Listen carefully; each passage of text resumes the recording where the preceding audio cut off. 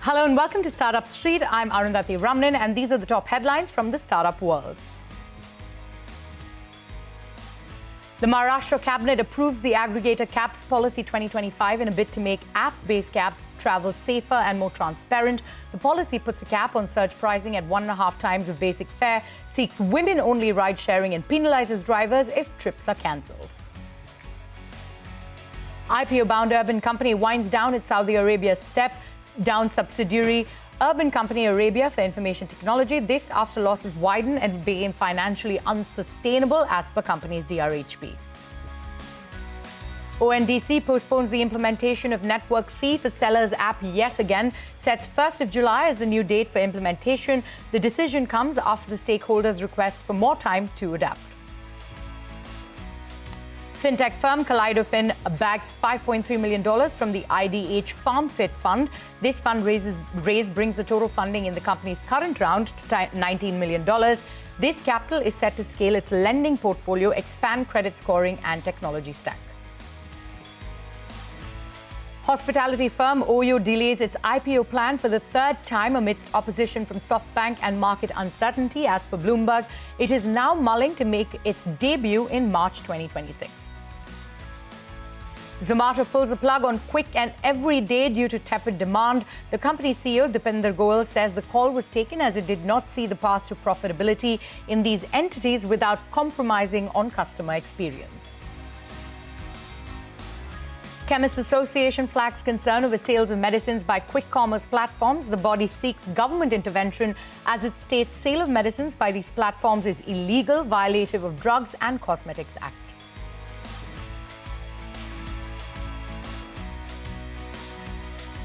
Those were the headlines that we're tracking for you this evening. But on what's brewing today, Ahmedabad-based space tech startup Satleo Labs has raised $3.3 million in a pre-seed funding round led by Mirak Ventures with participation from Huddle Ventures, GVFL, Java Capital and others. Now, the funds will fuel the development of Satleo's proprietary thermal imaging payload, team expansion and pilot testing. This as the company aims to transform Earth observation and position India as a global leader in space-based intelligence.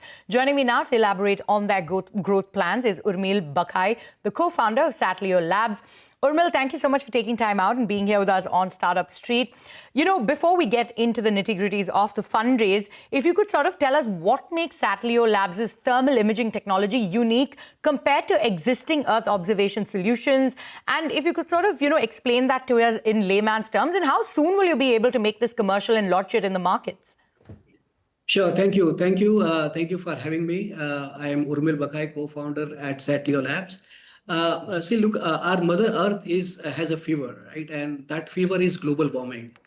The rising heat is just not the climate statistics, but it is already impacting our agriculture, our cities, and the frequency of natural disasters. So at Satleo, we are building India's first high-resolution thermal intelligence satellites to track the temperature in real time. By turning space-based data into actionable insights, we aim to help governments, industries to respond faster with the environmental change and protect our planet more effectively. We're going to have a constellation of satellites which will basically capture high-resolution thermal and optical data, and which will enable smarter decisions for the industries like agriculture, infrastructure, energy, and defense. Not to forget that as well. So what is happening is today's our Earth observation focuses on visual and radar imagery more, but thermal data, which tells us about heat and energy, remains largely underutilized. This data is critical for monitoring overheating transformers, to stress crops, to leaking pipelines, and even border intrusions. All of them, giving heat, long before they fail to escalate. So that's what Satleo is all about. Absolutely. If you could sort of, quickly in 30 seconds, let us know the kind of, economic and environmental impacts that Satleo Labs' technology can have on India's space economy. And if you could give us some use cases, you've implemented some smaller pilots at a much smaller scale. So, the Earth observation market is around $700 billion, turning out to be $700 billion by 2030. out of which $300 billion will only come from optical and thermal data, because getting GHG gas emissions. When we talk about monitoring our environment, to track GHG gas emissions, it becomes very, very, very evident. And that's how Satleo Labs, by having very, very high resolution thermal patterns of the globe, can also identify GHG gas emission, and that's how it will help unearth these insights very deeply. Right, absolutely. And you've raised this $3.3 million of pre-seed funding to scale your operations as well as validate your technology, right? So if you could sort of explain to us or elaborate on the plans you have for this money that you've raised. So this is our pre-seed fund. It's a maiden fund for us. We have so far carried on as a bootstrap. But now this will help us complete our design, and by December we are planning to have our test launch. And by mid of next year, we are planning to have our first satellite launch. That will, the money basically will be utilized for testing, manufacturing, and developing these payloads, and also to expand our team in terms of the data science, the AI and ML platform, which we are also going to put across. Right, absolutely. So that's the plans for the money that you've raised. And how, you've also said that you have $25 million in letters of intent. If you could sort of tell us what industries are showing the most early demand for your product, and how soon will you be able to, sort of fulfill these to have a sustainable revenue stream? So, as you mentioned earlier, we've already started deploying some pilots. Now, these pilots, we still don't have our first satellite, but we have developed a small payload which we are utilizing in a drone kind of a setup, and capturing data for a small area. For example, when municipal corporations want to track GHG gas emissions around the solid waste dumps, or a solar farm want to basically have exact faulty panel identification, which thermal data can do. This kind of pilots, we've already started doing it, and the LOIs are generally across. There is a European giant in agriculture which has shown early partnership with us. There are system integrators, technology providers, which are closely working with governments to solve heat island problems, to solve agriculture problems, and not to forget the defense. Defense is also from the early surveillance perspective showing huge interest in having this thermal data, and specifically having a fuse of thermal as well as optical data from our side. Right, absolutely. And if you could sort of tell us, what kind of role do you think collaborations with ISRO and InSpace will play in Satleo Labs' growth and regulatory strategy? Yeah, so this is actually startups like us. I've been now getting into this only because regulatory bodies like InSpace has been huge support. Not to forget ISRO. I mean, we are fortunate of being here in Ahmedabad, where we get huge talent pool. From the existing ISRO facilities here in Ahmedabad, as well as the InSpace facilities. So, startup like us don't need to invest in huge testing and calibration and those kind of facilities, and huge support from both of this organization. It is a kind of a backbone to us in terms of getting these things going on at a very fast pace. The government has given a lot of companies like yours a lot of impetus, and they've done a lot in terms of regulation, in terms of funding for companies like y'all. What else do you think the government needs to do at this point to boost, India's solar space? I think, yes, they have given a huge, support to us. Going forward, I think it is more of an industry collaboration, right? More and more, government departments who wants to use this data. If government can facilitate startups like us, where there is a platform where they can consume this data on a commercial base, right? As we all know that government, the life cycle of adoption of this technology because of certain processes is very slow. That's where I think government can still support startup like us by having some kind of a preference to the startups, and that we feel can really aid this economy and this sector very well. Right. And what are Satleo Labs' key milestones and, geographic targets for expansion for the coming year? So we'll start with India, like our first satellite. And obviously that satellite will not only capture India, but will also cover some kind of some part of Middle East as well, where heat island identification is very critical. And then we will expand to other geographies like Southeast Asia as well as part of Europe and US as well. It's going to be this is a disruption, right? So it's going to be definitely consumed by the entire world as such. We see huge Right. market globally as well. So big expansion plans there. All right, Urmil, thank you so much for taking time out and being here with us on Startup Street. We wish you all the best with this journey going forward. Thank you so much. Thank you. And moving on the hot seat, Kiranapro, India's AI-powered quick commerce platform, has onboarded Arjun Vaidya, the co-founder of V3 Ventures and former CEO of Dr. Vaidya's, as an investor and mentor. Vaidya joins a growing list of strategic backers, including Olympic medalist PV Sindhu and retail veteran BS Nagesh, to support Kiranapro's mission of digitally empowering over 1 million Kirana stores by the end of 2025. Now, the startup, which recently acquired hyperlocal delivery app Jopa and integrated with ONDC, is redefining grassroots retail with a zero-commission model, AI-driven personalization, and flexible monetization tools. Joining me now to discuss this further is Deepak Ravindran, the founder and CEO of Kiranapro. Deepak, thank you so much for taking time out and being here with us on Startup Street. We last spoke in December. If you could sort of take us through, how Kiranapro is scaling its operations across India, following its integration with ONDC, and the kind of key milestones you hope to achieve in 2025. Sure. Thank you for inviting me again. So I think the biggest thing that we have achieved is that we are completely onboarded into ONDC. That means we are able to do the same fulfillment service through probably the better network. And the scope and length of service that can be provided through ONDC is priceless. Like, we can expand to any small cities in India. We can go live pan-India with the support of ONDC. So that's a basic advantage. But we have decided to focus only on tier 2, tier 3 cities where we are strongly present, and we are getting good number of orders and processing. Right. You just mentioned how you're leveraging ONDC. If you could sort of also explain how you're using it to onboard over, sort of 7 lakh vendors. You have a big milestone there on how many you want on your platform. What are the kind of benefits that you bring to local Kirana stores, and how are you helping them compete with the quick commerce giants, Yeah. So, Kirana was there forever, right? Like, right from older days to now quick commerce era. The only challenge was that how they can actually enable technology, and how simply can they provide online orders.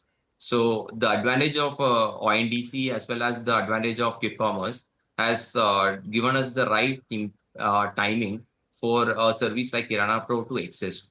And beyond that, the best thing that we are right now seeing is that the supporting partners like on ONDC and the network providers like delivery partners are doing an excellent job. So for us, we are just a front end, right? We try to become the Google offline, where we want to be the equivalent for Google to get any number of products offline. So that is being able to successfully capture only because of ONDC support. So, I'm extremely glad that everything is coming on the map. So things are going good at Kiranapro right now. So things are going good at Kiranapro. You recently got Arjun Vaidya's investment and mentorship for Kiranapro's expansion and AI-driven capabilities. What is the kind of impact that you see he will have on the company, and how do you plan to use the funds that he has invested into the company? Can you give us a number? Yeah. So Arjun Vaidya has been supporting me for in my career for the last couple of years. So before even starting Kiranapro, we've been a mentor, and now the good news is that he's becoming an official investor in the company and also helping us in scaling the platform. So the best thing that he could provide is that his vast knowledge in D2C brands, because we want to expand beyond the scope of just groceries. We want to include everything under the sun. We are rebranding ourselves to K-Pro from Kiranapro. So these are some of the things that we are doing on parallel. So bringing Arjun Vaidya on board will definitely help us in the D2C side of things. And also people like PV Sindhu supported us, will help us in building a brand. altogether. So Right, and you just also mentioned that you're looking at rebranding from Kiranapro to K Pro. So what's the rationale behind this rebranding exercise? because the thing is that kirana is a term that is only known for few places in India. Like if you look at our majority of penetration is in Kerala, where kirana is not a term that is prominently used. Whereas Kpro is short and cute, people like to remember that easier. And we want to build beyond kirana network to, like I say, build bigger O2O commerce network, and that is the ambition. So for that, we decided to go with the shortest name possible. So K come in the picture, and K Pro is the domain, K.Pro. So we are moving towards that direction. Right. So you're going to be rebranded as K Pro. That's If you could sort of then let's talk numbers, right? You've introduced sort of a zero commission model, which sort of includes subscription-based pricing and hyperlocal advertising, right? That's right. How will this sort of impact your revenue generation and financial sustainability? If you could take us through what you're clocking now and the targets for this year as well. So the numbers haven't disclosed publicly, but I could say we have decided to go beyond revenue share with the Kirana stores, which is what ONDC and other network providers give us. So we decided to give back that to the merchant itself and say, like, why don't we go with the brands and get an ad model like similar to what Google does online. So something similar to Google AdSense, we have created something called K Ads, which will help us to discover brands for Kirana networks to sell to the end consumer.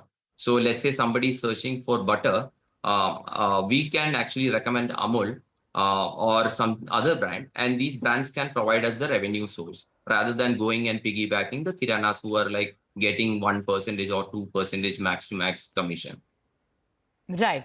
Okay, and you also acquired Jopper.app to enhance Kiranapro's capabilities in the hyperlocal grocery delivery, right? Right. What are the synergies from this, and how has the integration been going?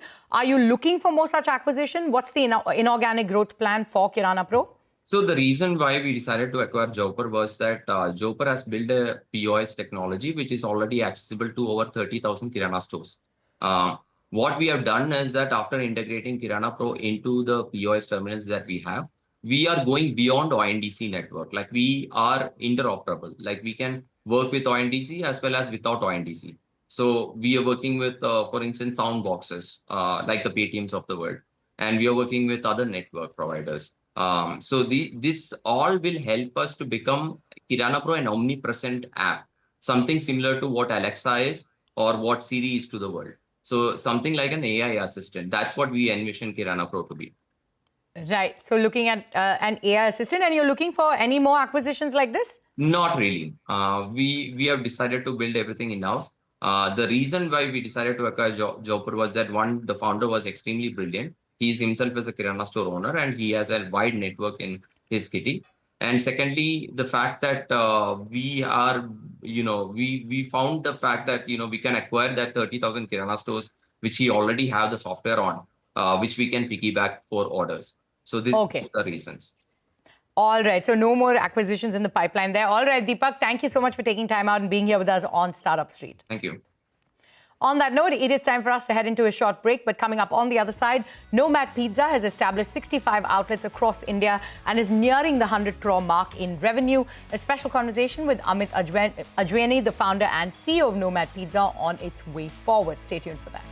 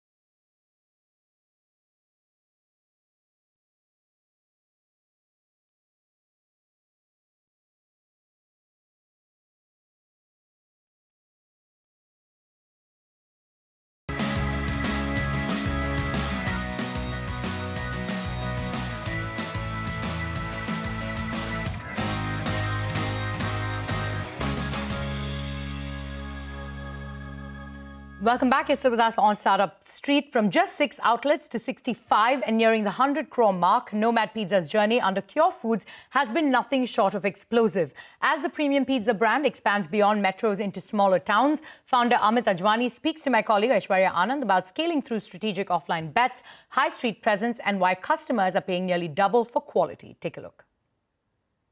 First question that I want to ask you is, since joining Cure Foods portfolio, tell me, how has Nomad Pizza's growth trajectory evolved over the years, and what kind of new development has come on board?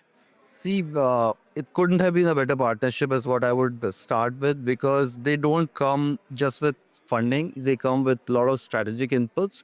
So they will exactly guide you in terms of the whole growth.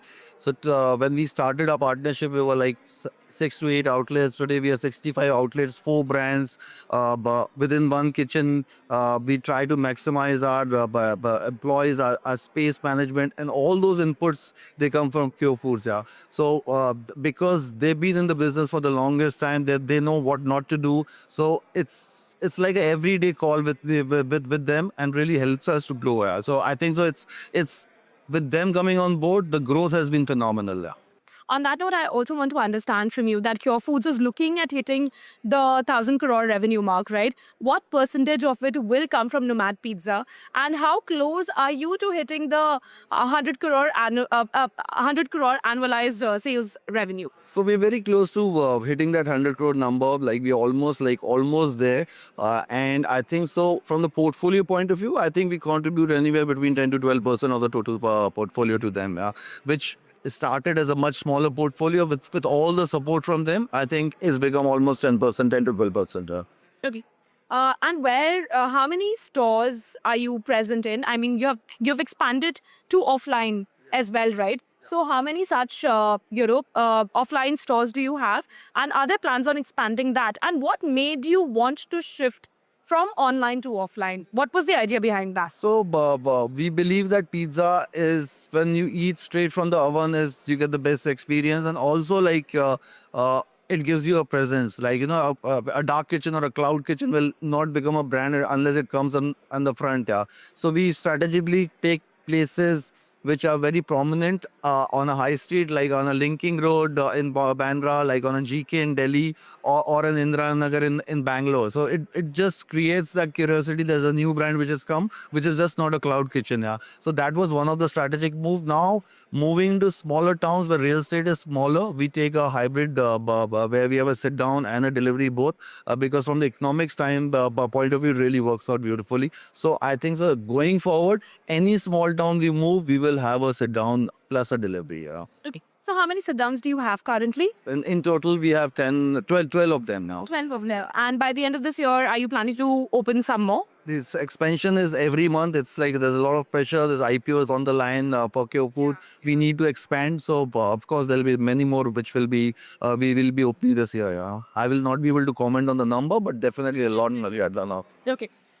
Considering the investment of approximately 75 lakh per Nomad outlet, I want to understand, how does the return on the online and offline compare, and especially in terms of average order value and customer retention? See, we are a digital only. We started as a digital only brand. We were the delivery only brands. For us, the ROI was amazing. We were working, we think like, there's no better way to grow the business, but to just focus only on delivery.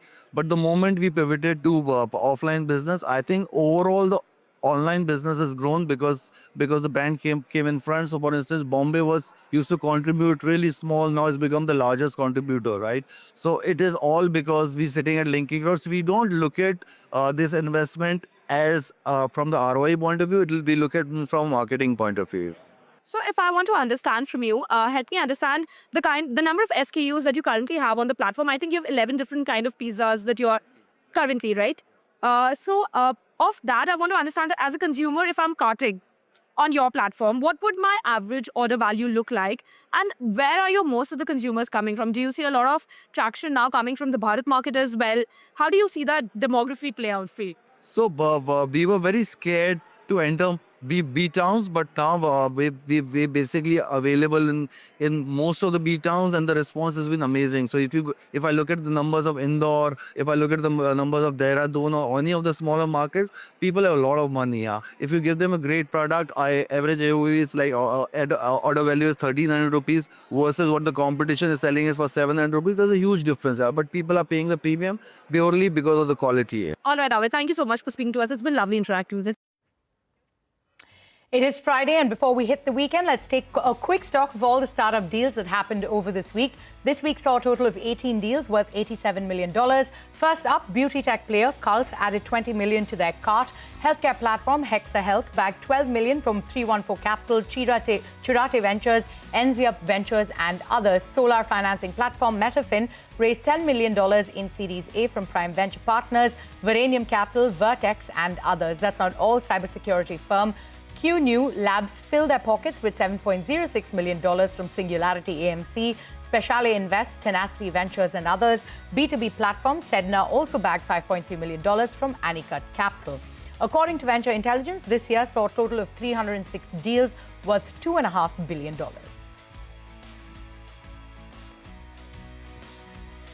And with that, it is a wrap on this edition of Startup Street. More news and updates continue right here on CNBC TV18.